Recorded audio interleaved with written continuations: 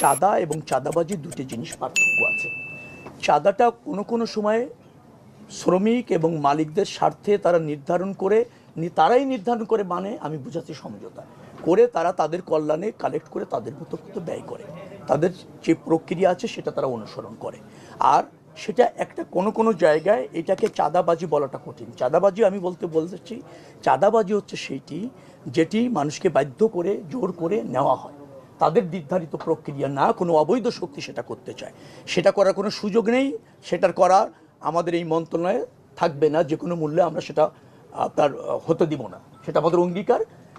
কিন্তু যে চাঁদাটাকে কোনো সময় চাঁদাবাজি বলা হয়, সেটা অনেক সময় সমঝোতা তারা করে নিয়েছেন পরিবহন মালিকরা, তাদের অর্থ তারা এই হারে কালেক্ট করে তাদের এই কল্যাণে ব্যয় করবে, সেটা আমার জায়গা থেকে রহিত করাটা কোনো সুযোগ থাকে না, আমি সেটা মিন করতে চেয়েছি।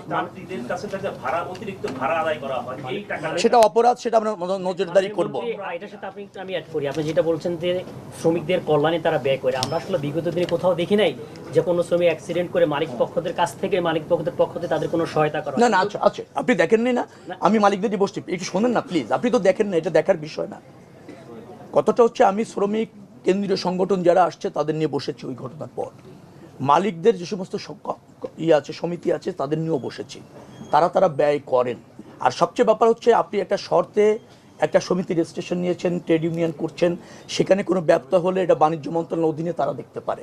চাঁদাবাজি নিশ্চয়ই একটা ফৌজদারি অপরাধ, সেটা যদি ঘটে অভিযোগ থাকলে আমাদের কাজটাকে সেটা হচ্ছে নিশ্চয়ই স্বরাষ্ট্র মন্ত্রণালয় দেখতে পারে, ফৌজদারি অপরাধ হিসেবে ব্যবস্থা নেবে। আমরা যোগাযোগ মন্ত্রণালয়ে আমাদের একটা নিরাপদ সড়ক রাখতে চাই, পরিবহনগুলো একটা শৃঙ্খলার সাথে সেটা চলছে এবং যাত্রী বহন করছে, এইটা আমাদের সুপারভিশনের দায়িত্ব। সে জায়গায় আমরা মনোযোগী আছি, যেখানে ব্যত্যয় হচ্ছে আমরা স্বরাষ্ট্র মন্ত্রণালয় বাণিজ্য মন্ত্রণালয়ের সহযোগিতা নিয়ে এখানে একটা জবাবদিহিতা আনার চেষ্টা আমাদের অঙ্গীকার, এবং সেটা করছে। আপনাকে তাই মনে হলো চাঁদাটা বৈধ?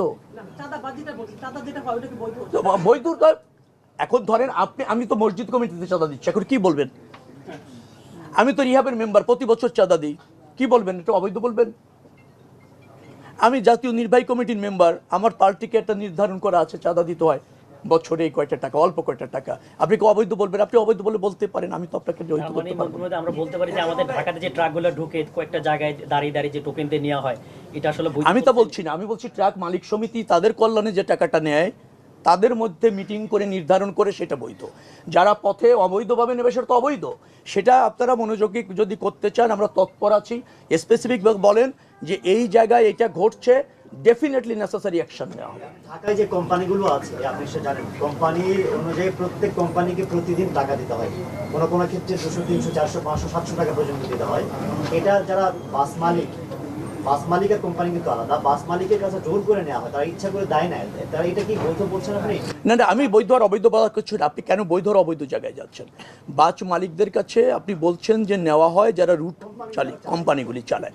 এখন কোম্পানি এবং বাস মালিক কী শর্তে ওখানে বাস দিয়েছেন সেটা জানলে বোঝা যাবে যে সেখানে কোনো ব্যত্যয় ঘটছে কিনা। এখন কোম্পানির সাথে যদি বাস মালিকদের ওইরকম সমঝোতা থাকে, তার বাসটি ওই রুটে চললে তিনি 100 টাকা দিবেন, আমি জানি না আছে কিনা, থাকলে তো আপনি অবৈধ বলতে পারছেন না, উনি অ্যাগ্রি করেছেন। আর যদি ওনার কাছে জোর করে নেওয়া হয়ে থাকে যেটা উনি অ্যাগ্রি করেন নাই, আমাদের জ্ঞাত করেন, আমরা ব্যবস্থা নেব।